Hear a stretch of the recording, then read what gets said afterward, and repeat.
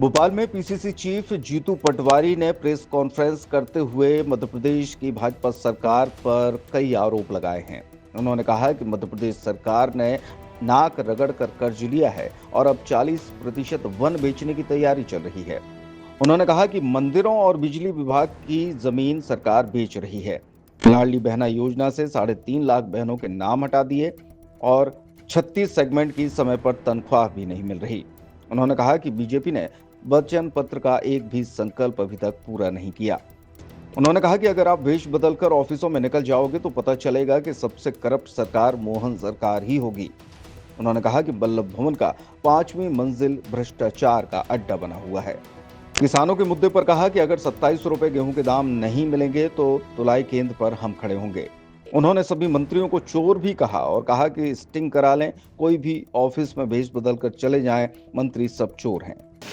इंदौर शहर के, मध्य प्रदेश भर के, भोपाल के अखबार रोज रंगे पड़े रहते हैं कि मध्य प्रदेश में एक मेगा ग्लोबल इन्वेस्टर मीट 8वीं होगी।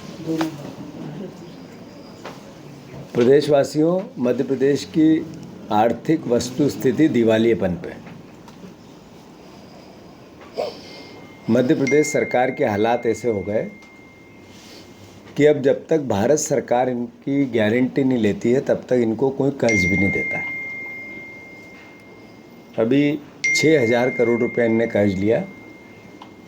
इतने गिड़गिड़ाए, नाक रगड़ के कर्ज लिया। मतलब हालात इस तरह के हैं।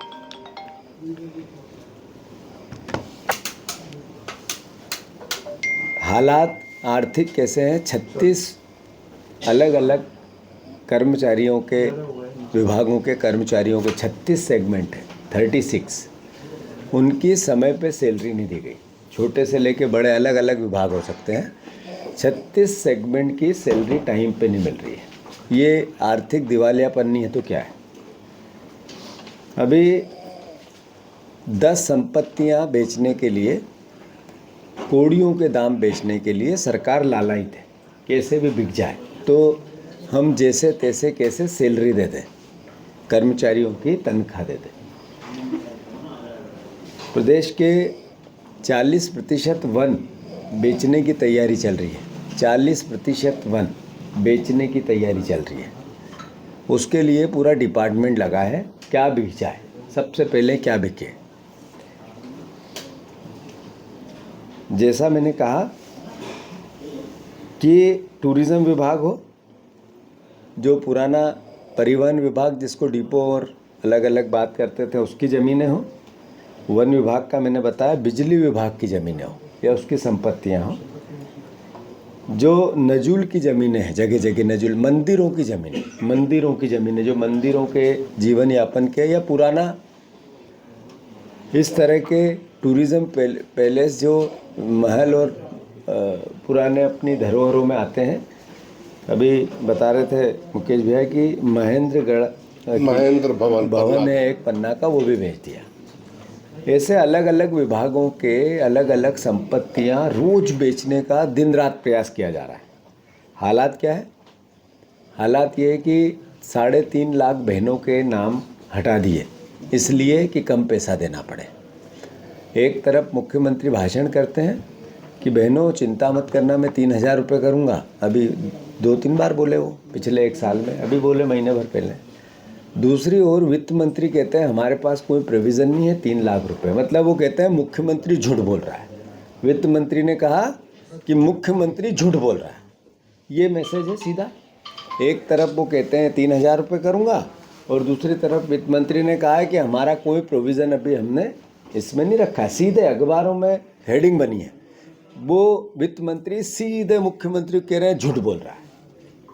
तो मैं समझता हूँ ये वस्तु स्थिति है। अभी वचन पत्र, संकल्प पत्र का एक भी संकल्प पूरा नहीं किया। जब पहला भाषण दिया था मोहन यादव जी ने बजट पे या राज्यपाल के अभिभाषण पे, तो ये वचन पत्र हमारा, ये संकल्प पत्र हमारा, ये संकल्प पत्र गीता और रामायण जैसा एक एक शब्द इसका हमें प्रतिपालन करना है। वो गीता और रामायण का एक एक शब्द इनको याद ही नहीं आया आज तक, 1.5 साल में भूल ही गए। ये पता ही नहीं कि क्या था संकल्प पत्र। मैं चुनौती देता हूँ मोहन यादव जी को कि आपकी सरकार के चेहरे को अगर आपको पहचानना हो तो कृपया करके, पुराने ज़माने में भेष बदल के राजा अपनी परिस्थितियों को समझते थे। अगर आप भेष बदल के समाज में निकल जाओगे, किसी सरकारी ऑफिस में चले जाओगे, किसी पुलिस विभाग के थाने में चले जाओगे, तो सबसे भ्रष्ट सरकार दुनिया की आपकी सरकार होगी। सबसे करप्ट सरकार अगर किसी की है मोहन भैया, तो आपकी मोहन यादव की सरकार है। आपके वल्लभ भवन का जग जाहिर है, जग जाहिर। वल्लभ भवन की 5वीं मंजिल दलालों का अड्डा है। ये मेरा आकलन नहीं है, ये जग जाहिर है। आप इसका तो सर्वे करा रहे हो। एक आप ट्विटर पे, मोबाइल पे एक सर्वे कराओ कि जीतू पटवारी ने कहा वल्लभ भवन की 5वीं मंजिल दलालों का अड्डा है या नहीं है।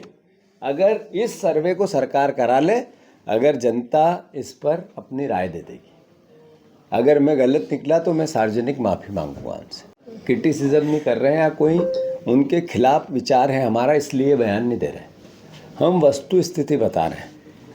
टूरिज़्म इन्वेस्टर आना चाहिए। हम भी चाहते हैं कि हमारे मध्य प्रदेश को रोज़गार मिले, यहाँ लोगों को भरोसा, आखिर प्रदेश हमारा है।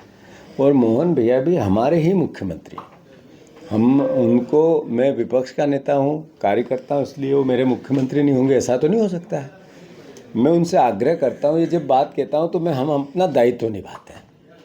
आपने अभी पिछले 1 साल में एक लाइन में आपकी एक उपलब्धि बता दो। एक उपलब्धि मोहन यादव जी बता दे कि ये मेरी एक लाइन में एक उपलब्धि है।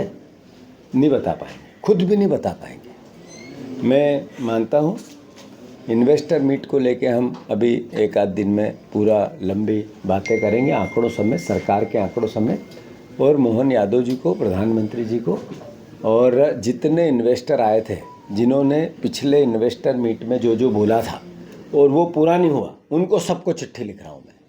अगर अडानी जी ने आके कुछ बोला और पूरा नहीं किया तो फिर वो भी दोषी है कि आप बोल के गए थे, किया क्यों नहीं आप।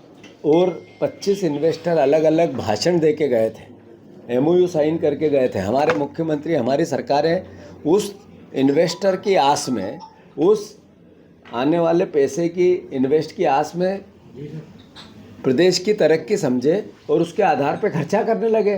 तुम्हारे चक्कर में हम कर्जदार हो गए।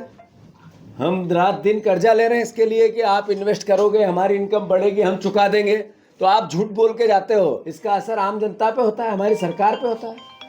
तो मैं मानता हूँ, उनको मैं चिट्ठी लिख रहा हूँ और उसको लेकर आप सबसे लंबी अलग से बातें करूँगा। मैं फिर से, जो लाडली बहनाओं के नाम कम किए जा रहे हैं, ये बहनों के साथ अन्याय है। ये इस सरकार का दोगलापन है। जो वचन पत्र किसानों के 2700 के गेहूं के दाम, 3100 के धान के दाम नहीं देगी, तो इस बार सरकारी खरीदी कांग्रेस नहीं करने देगी। खड़ी रहेगी हर तोलाई केंद्र पे कि 2700 दो, फिर बात करेंगे। ये कांग्रेस पार्टी सीधा, मैं फिर से मोहन यादव जी, आपका बजट आ रहा, उससे पहले मैं आपको चेता रहा हूँ कि आप अगर 2700 गेहूं के दाम नहीं दोगे तो हम तुलाई केंद्र पे खड़े रहेंगे। कांग्रेस का कार्यकर्ता खड़े रहेगा, आपसे मुकाबला करेगा, आपकी सरकार से करेगा। और बिल्कुल भी आप जेल भेजोगे, जाने के लिए तैयार है। 1 साल हमने आपकी भावना की इज्जत की, 1 साल इंतज़ार किया। 1 साल में भी अगर आप लोग नहीं जागे, यानी आपकी नीयत ठीक नहीं है। और दूसरी तरफ आप प्रदेश को कर्जदार बना रहे हैं, संपत्तियां बेच रहे हैं, समय पे तनख्वाहें नहीं दे रहे हैं, आपके आर्थिक हालात दिवालियेपन पे चले गए हैं। करप्शन ऐसा एक विभाग कोई बता दे जहाँ पे पैसे नहीं लगते हो। मोहन यादव जी, फिर आप भी भेष बदल के चलो, मैं भी चलूँ। आप मेरे मालिक बनो, मैं आपका नौकर बनूँ, और चले तो आप ऑफिस तय करो, आप विभाग तय करो और चल के बताओ कि वहाँ पे करप्शन नहीं होता। आपके मंत्रियों के मंत्रालय में चले जाओ, वहाँ के कर्मचारियों से बात कर लो और थोड़ा स्टिंग आपके मंत्रियों का ही किसी विभाग में करा दो। सब चोर हैं, पकड़ा जाएंगे, एक भी नहीं छूटेगा, सब जगह चोरी हो रही है। तो मैं फिर से करप्शन के अगेंस्ट कांग्रेस पार्टी मुखर रहेगी, दबंगता से काम करेगी। सब भ्रष्टाचार के खिलाफ मध्य प्रदेश की आम जनता त्रस्त है, उसका जीता जागता उदाहरण सौरभ शर्मा है। उसमें आज तक डायरी कहाँ है पता नहीं चली। हमारी पार्टी ने कल मेमोरेंडम दिया है। मुकेश नायक जी, हेमंत कटारे जी, पीसी शर्मा जी, हमारे आरिफ मसूद जी और हमारे जिला अध्यक्ष जी गए थे।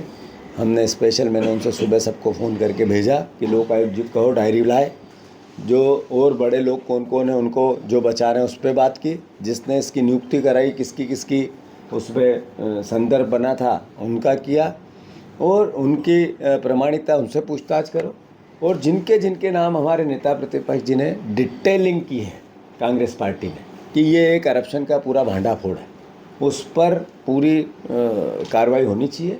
अन्यथा कांग्रेस अपना ईमानदार विपक्ष का दायित्व निभाएगा। 142 महिलाओं की उसमें डीलिंग दिखाई दे रही है। बात यह है 3.5 लाख नाम कम हुए। कोई भी योजना किसी भी प्रदेश के लिए लगातार चलती है तब वो उस योजना को लाभार्थ प्रदेश के हित में माना जाता है। आपने चुनाव लड़ा, वो तो हम अगर इतने मुखर नहीं होते तो कभी की बंद कर देते ये। इनकी आर्थिक हालात दिवालेपन पे आ गई। आज मध्य प्रदेश की सरकार को कर्ज नहीं देना चाहती है कोई भी एजेंसी, कोई भी व्यवस्था। देश की सरकार उसकी जमानत ले रही है बार बार, तब ये हालात है। और इसी का नतीजा है कि लाडली बहनाओं के नाम काटे जा रहे हैं।